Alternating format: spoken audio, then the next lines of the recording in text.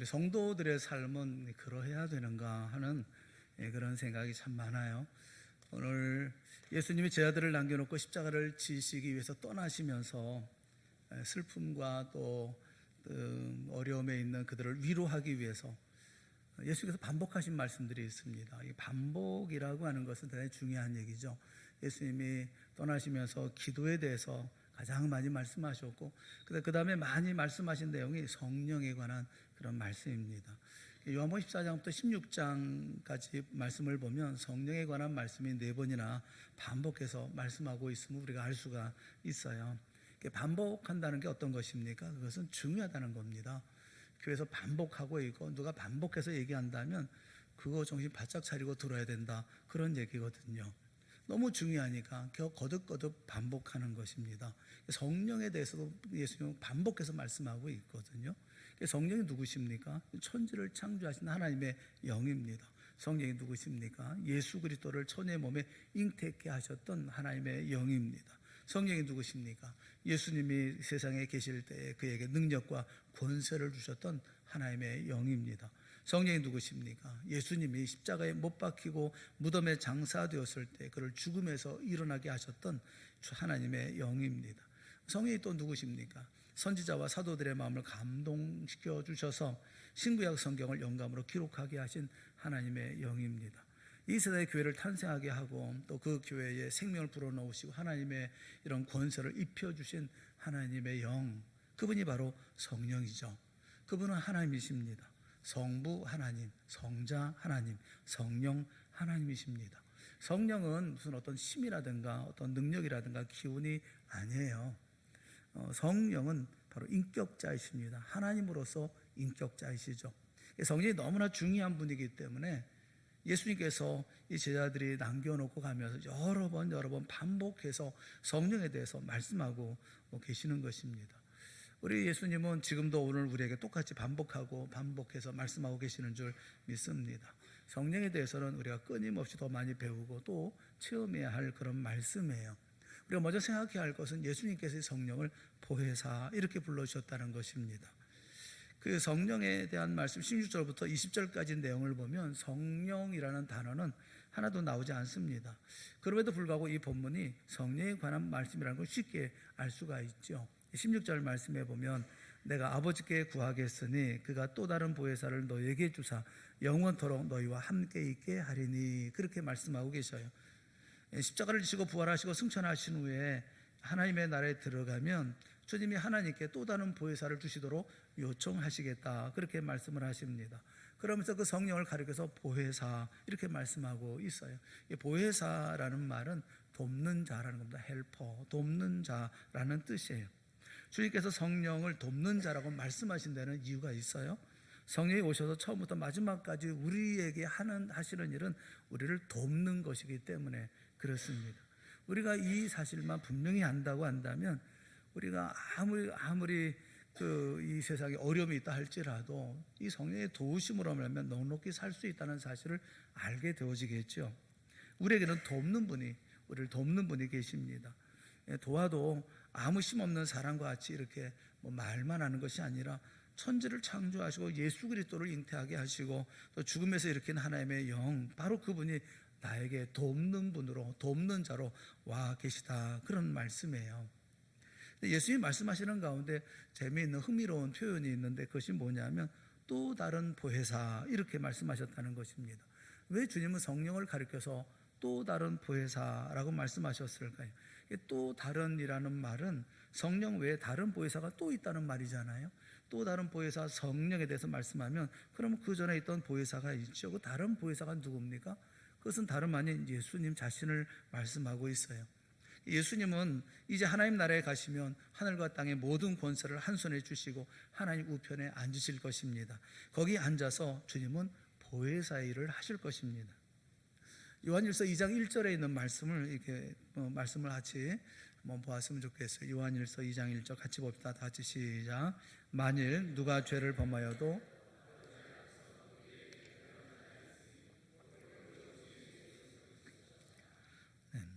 누가 죄를 범하여도 아버지 앞에서 우리에게 대언자가 있으니 곧 의로우신 예수 그리스도시라. 우리는 세상에 살면서 죄를 범합니다. 그때마다 하나님 우편에 계시는 예수님이 우리의 대언자가 되신다, 그렇게 말씀하고 있어요.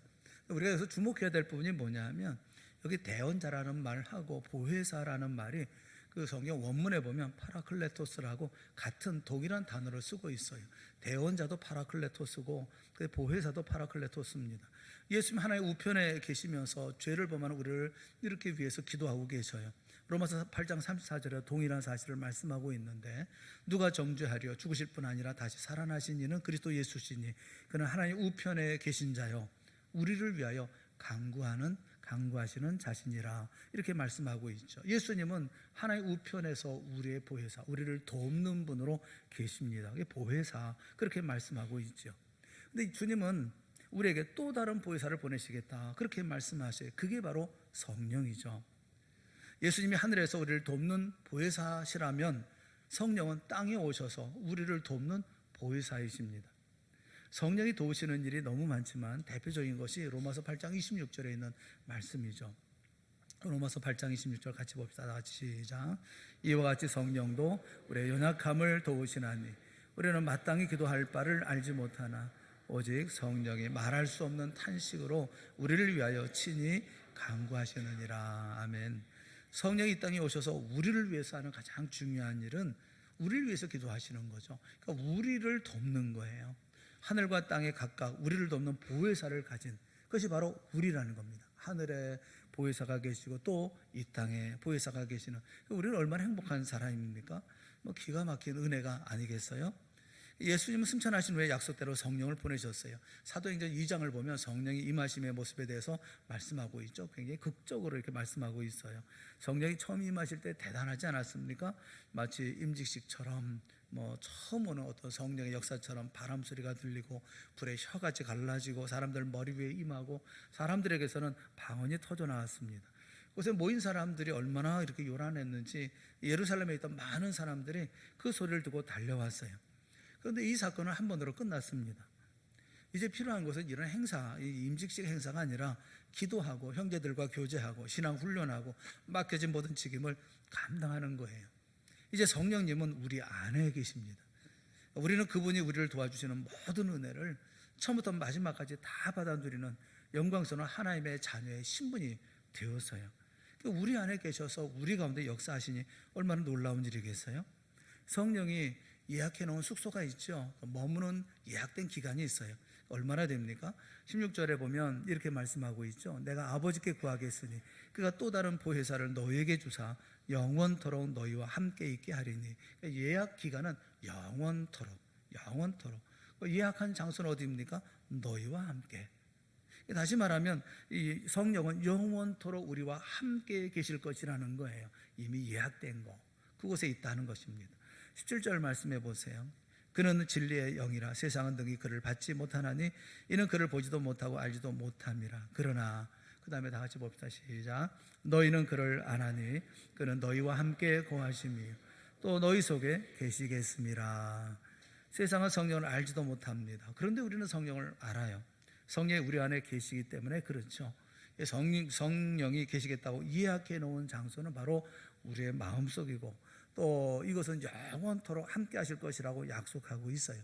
그러니 생각해 보면 우리 안에 하나님이신 성령님께서 와 계신다는 거, 영원토록 나를 떠나지 않고 함께 하신다는 거, 이거 생각하면 생각할수록 신비로운 이야기가 아닙니까? 그런데 신비로운 이야기는 여기서 끝나지 않습니다. 성령 하나님이 우리 안에 거하시게 되면, 그러면 하나님 우편에 계신 우리 예수 그리스도께서 우리 안에 함께 하시겠다라고 약속하신 말씀이 있기 때문에 그래요.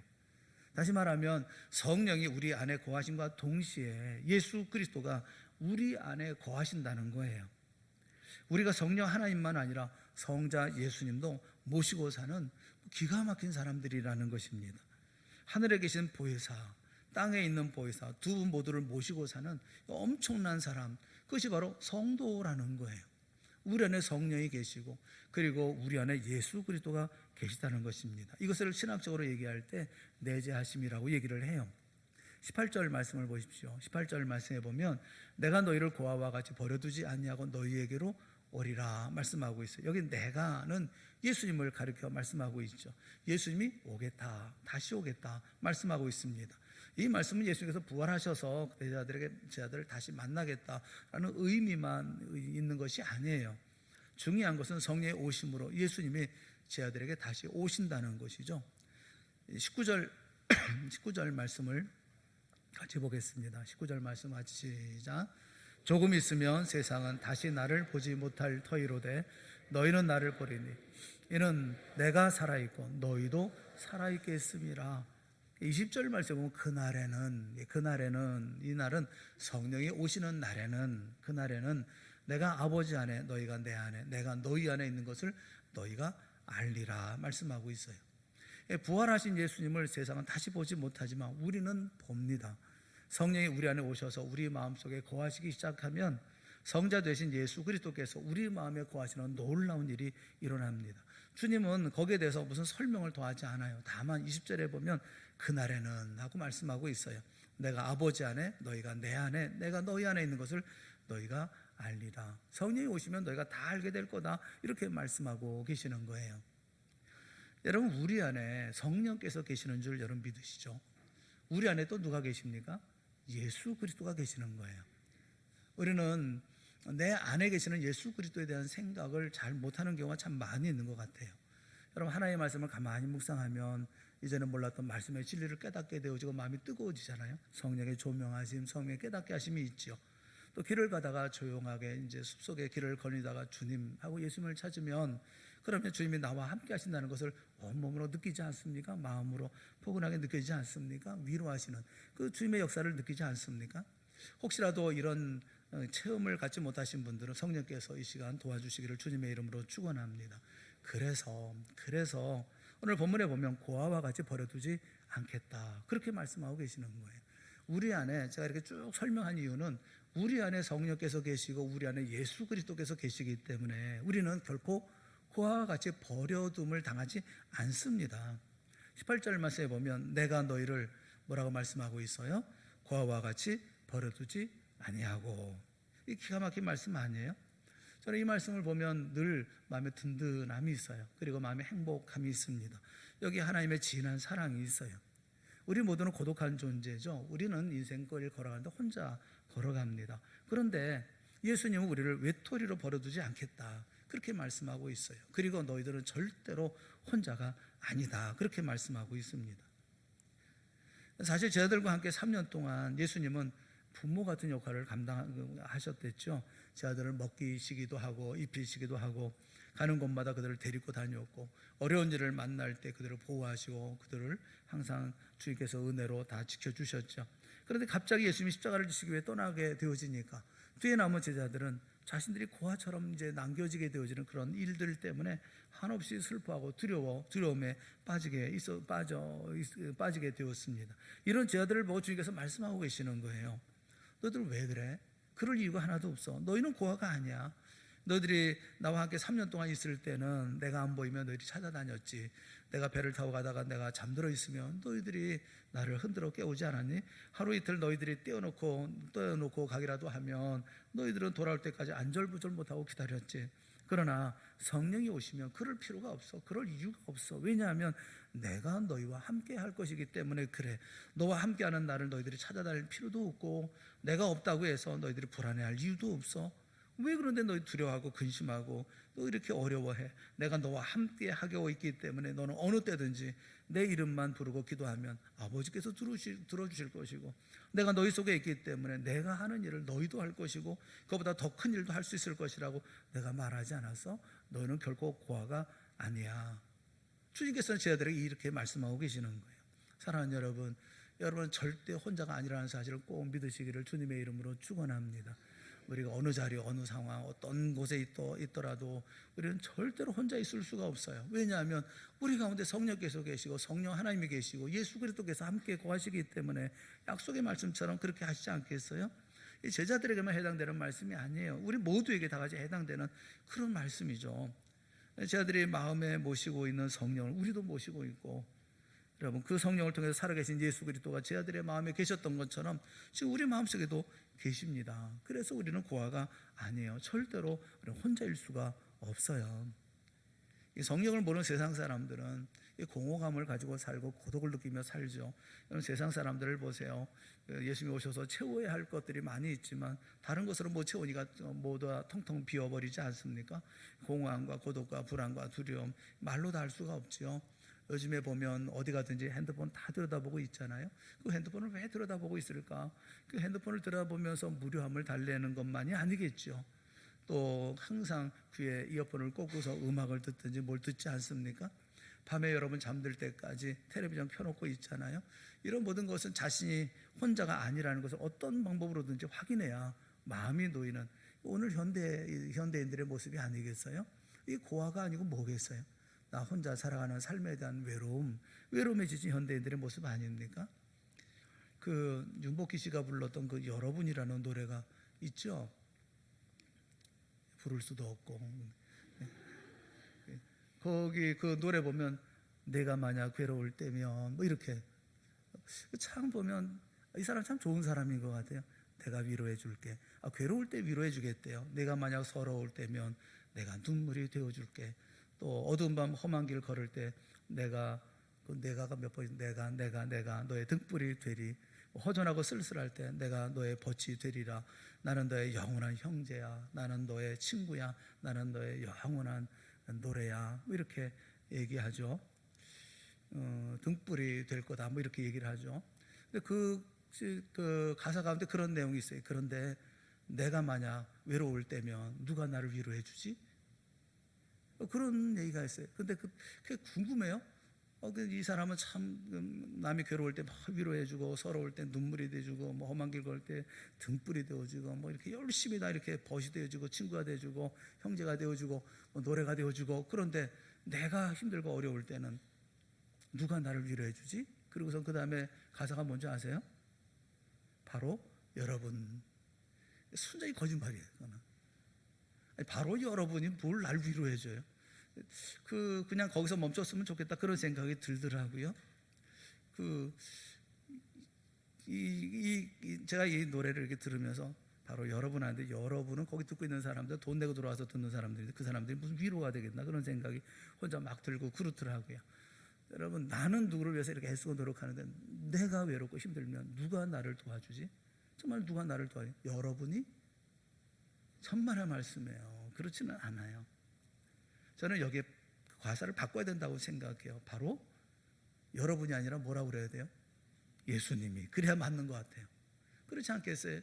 그렇게 애쓰고 노력하고 헌신하고 이렇게 사랑하고 막 그렇게 하는데, 근데 만약에 내가 외로울 때면 누가 날 위로해 주지? 누가 위로해 주겠어요? 우리 주님이 위로해 주는 거 아니겠어요? 세상 사람들은 그걸 알지 못하지만, 그래서 여러분이니 뭐니 얘기하지만 우리는 알잖아요. 우리는 누가 나를 위로해 주는지, 누가 나를 격려해 주는지, 누가 나를 붙들어 일으켜 세워주는지 우리는 알지 않습니까? 우리 예수 그리스도를 모시고 있는 우리는 그렇지 않아요. 우리 역시 어떤 때는 외롭기도 하고 눈물도 흘리기도 하지만 우리는 고독하거나 힘들지 않습니다. 왜냐하면 주님이 우리 안에 거하시기 때문에 그런 거예요. 사랑하는 여러분, 이 사실을 꼭 믿으시기를 주님의 이름으로 축원합니다. 주님이 내 안에 사시는 일이 뭐겠어요? 우리 영혼을 가득히 채우시고 생명의 풍성함으로 우리에게 물된 동생 같은 이런 은혜를 베풀어 주는 것이 아니겠습니까? 여러분, 주님은 절대로 우리를 혼자 두지 않습니다. 이 세상 끝날까지 우리와 항상 함께 거하십니다. 저는 이 사실을 분명히 믿어요. 여러분은 어떻습니까? 내 안에 계시는 성령, 내 안에 계시는 예수 그리스도, 그분 때문에 나는 고아가 아니야. 하나님이 나를 고아처럼 세상에 던져놓고 계시지 않아. 주님이 나와 함께 계셔. 이 사실 때문에 여러분 이 땅의 삶을 얼마나 강력하게 살고 계십니까? 예수 없는 세상 사람들과 얼마나 다른 인생을 살고 계시냐고요. 저는 보면서 그 교회 안에도 보면 이렇게 불편해하고 힘들어하는 분들이 참 많이 계시는구나 하는 생각이 들어요. 성경 우리에게 말씀하면서 성령이 우리에게 돕는 자로 계시고 예수 그리스도 우리 주님이 우리에게 돕는 자로 이렇게 우리 가운데 거하신다고 하는 것을 우리에게 말씀하고 계심에도 불구하고 우리는 여전히 불편해하고 힘들어하고 그리고 괴로워하고 고독해하고 미래에 대해서 우리가 암울한 이런 꿈을 가지고 살아간다면 되겠나 하는 그런 생각이 들거든요. 왜 그럴까요? 머리는 예수를 아는데 가슴속에 예수가 없기 때문에 그런 것 아니겠어요? 성경에서 얘기하는 역사적 예수에 관해서는 다 알고 있어요. 그런데 우리 마음속으로 예수 그리스도를 느끼지 못하기 때문에 그런 거 아니겠어요? 사랑하는 여러분, 다시 한번 자신의 마음속을 가만히 들여다보시기를 바랍니다. 내 안에 예수님이 계시나요? 내가 힘들고 어려울 때 내가 돌아보면 거기 주님을 볼 수 있나요? 내가 어렵고 힘들고 그리고 고통스러울 때 그때 나를 위로하시는 주님의 손을 내가 만질 수 있나요? 주의 손을 붙잡을 수 있나요? 여러분, 우리는 그런 주님께서 주신 은혜를 누려야 되지 않겠어요? 그것을 못 누리고 살아가는 것 같아요. 근심과 고독과 무기력은 어디에서 오는 겁니까? 성경에 예수님을 그만큼 많이 알고 있는데 왜 그렇게 무기력합니까?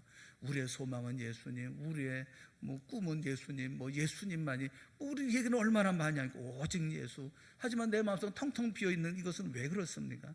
여러분, 성령 앞에 무릎을 꿇고 우리 함께 기도해야 될 줄로 압니다. 주님, 나를 도와주시옵소서.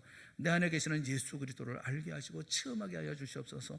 우리가 기도해야 되지 않겠어요? 성령에서 말씀하시는 예수 그리스도, 바로 내 안에 살아계시는 예수님이라는 사실을 분명히 알아야 되지 않겠습니까? 어떤 유대인 청년이 에클레이라고 하는 사람을 찾아와서 그런 얘기를 했어요. 늘 말씀을 전하는 분이니까 왜 나보고 자꾸 예수 믿으라고 합니까? 내가 무슨 이유로 예수를 믿어야 합니까? 십자가에 처형된 젊은이를 내가 왜 믿어야 합니까? 에클레이가 그렇게 대답을 했습니다. 예수 십자가에 처형됐습니다. 그렇습니다. 그러나 그분은 지금도 살아계십니다. 그리고 그분은 내 마음속에 계십니다. 나는 날마다 그분과 동행하면서 그분과 이야기하고 그분과 함께 인생 모든 문제를 다 극복하고 있습니다. 지금 내 안에 계시는 이 예수님이 안 보입니까? 물론 그 청년이 볼 리가 없죠. 믿음이 없는데 어떻게 알겠어요? 그 말도 알아들을 수가 없죠. 너무너무 이 에클레이라는 사람이 답답한 거예요. 주님은 살아계시는데. 집으로 돌아와서 그 간절한 마음을 가지고 찬송을 썼습니다. 그게 162장이에요. 부활하신 구세주, 나 항상 섬기네. 온 세상 조롱해도 주 정령 사셨네. 그 은혜로운 손길, 부드러운 음성, 주 예수 나와 함께 늘 계시네. 예수 예수 늘 살아계셔서 늘 동행하여 주시며 늘 말씀하시네. 예수 예수 내 구세주 예수 내 마음에 살아계시네. 늘 살아계시네. 이 고백이 어떻게 에클레이 한 분만의 고백이고 찬양이겠습니까? 우리 모두의 찬양이 되고자 할 줄로 믿습니다. 여러분, 초대교회 성도들은 지금처럼 성경을 가지고 있거나 이렇게 이런 성경책을 구경도 못했어요. 그래서 성경을 제대로 갖고 있지 못했죠. 그래서 예수님을 우리만큼 잘 알지 못합니다. 그럼에도 불구하고 그들이 그렇게 능력 있고 풍성한 삶을 살 수 있었던 이유가 무엇입니까? 그 이유는 하나예요. 그들은 성경에 있는 예수님을 잘 몰라도 자신 안에 살아계시는 예수님은 너무나 잘 알고 있었기 때문에 그렇죠. 나와 함께 하시는 예수님, 나와 동행하시는 예수님, 성령님을 너무나 잘 알고 있기 때문에 그들은 속에서 분출하는 그 힘을 마음껏 발산하면서 세상을 누비고 승리하는 삶을 살 수가 있었던 것입니다. 누가 그들의 기쁨을 억누를 수가 있었겠어요? 누가 그들의 입에서 찬송을 빼앗아갈 수가 있었겠습니까? 누가 그들의 용기를 꺾을 수가 있었습니까? 가난 속에서도 찬송하고 기뻐하는 그들을 누가 거꾸로 때릴 수가 있었습니까? 아무도 할 수가 없었어요. 그들 안에 계시는 예수님이 그들을 강하게 붙들고 계셨기 때문에 그렇습니다. 아무도 상대할 수 없었던 거죠. 결국 300년도 안 되어서 로마 제국이 그 가난한 크리스찬들 앞에 굴복하고 말았어요. 로마서 8장 35절 이하에 바울은 이렇게 고백합니다. 누가 우리를 그리스도의 사랑에서 끊으리요? 환난이나 공고나 박해나 기근이나 적신이나 위험이나 칼이랴. 기록된 바 우리가 종일 주를 위하여 죽음을 당하게 되며 도살당할 양같이 여김을 받았나이다 함과 같으니라. 그러나 이 모든 일에 우리를 사랑하시는 이로 말미암아 우리가 넉넉히 이기느니라. 우리를 사랑하시는 이로 말미암아 우리가 넉넉히 이기느니라. 예수님이 내 안에 계시는 그 예수님과 나와의 사이를 갈라놓을 자가 없어요. 그 어떤 어려움이 닥쳐와도 나를 사랑하시는 그 예수님으로 말미암아 넉넉히 이긴다. 그런 말이에요. 빌립보서 4장 12절 13절에 또 고백하고 있죠. 내가 비천에 처할 줄도 알고 풍부에 처할 줄도 알아. 모든 일 곧 배부름과 배고픔과 풍부와 궁핍에도 일체의 비결을 배웠노라. 내게 능력 주시는 자 안에서 내가 모든 것을 할 수 있느니라. 부에 처하던 그리고 가난에 처하던 어떤 형편에서도 자족하기를 배운 사람을 세상에 그 누가 감당할 수가 있었겠습니까? 예수 믿는 사람은 누구나 세상에서 바로 이런 존재라는 거예요. 하늘과 땅의 권세를 가진 예수 그리스도를 마음속에 모시고 있는 사람들, 그가 바로 우리 성도들 한 사람 한 사람들이라는 거예요. 여러분, 한 장의 종이는 너무 쉽게 찢어지잖아요. 그렇지만 이 쉽게 찢어지는 종이를 그 두터운 콘크리트 벽에 붙여보세요. 누가 그 조개를 찢을 수가 있고 뚫을 수가 있겠어요? 가고 두터운 그런 콘크리트가 그 종에 붙어 있기 때문에 우리 스스로 보면 굉장히 미약한 존재이지만, 그러나 죄와 사망을 이기고 하늘과 땅의 권세를 가지신 만유해 주신 예수 그리스도가 내 안에 오심으로 우리는 예수 그리스도와 하나가 되었잖아요. 누가 우리를 꺾거나 누가 우리를 무너뜨리고 누가 우리를 뚫어낼 수가 있겠어요? 예수님을 모신 사람을 꺾지를 못하는 거예요. 내가 꺾인다고 하는 것은 내 안에 계신 예수님이 꺾인다는 말인데, 이게 가능하기나 합니까?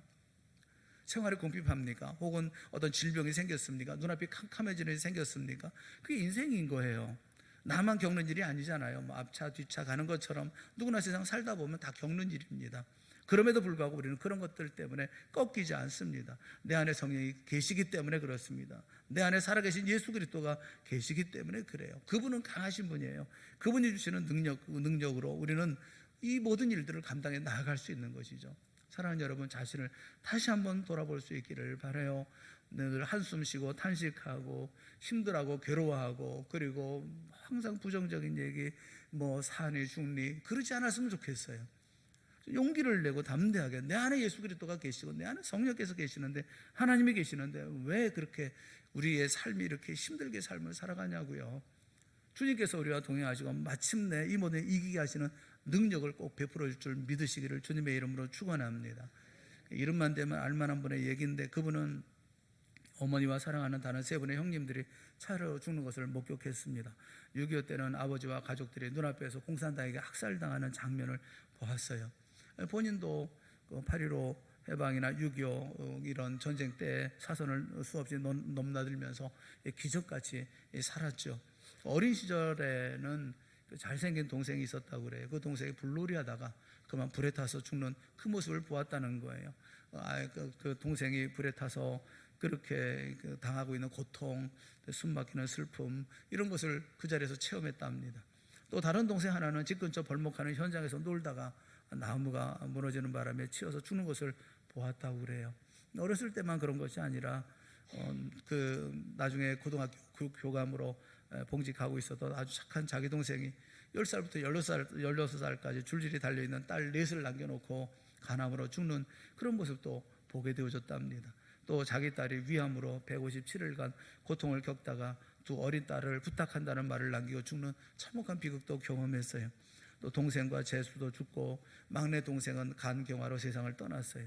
고아원을 차려야 할 정도로 모두가 부모 없는 유자녀들을 떠맡기고 다 떠나버리고 말았습니다. 우리가 이분이 겪고 있었던 이런 사건들을 하나라도 겪는다고 하면 아마 제대로 살기 어렵지 않았을까 하는 생각이 들어요. 그런데 이런 줄줄이 이어지는 비극을 겪으면서도 그분은 이렇게 고백을 합니다. 정직하게 고백하면 나는 하나의 얼굴로는 웃고 다른 얼굴로는 운다. 내 영은 주님을 찬양하고 기뻐하고 감사하며 기쁜 곳에서 샘물같이 환희가 솟는다.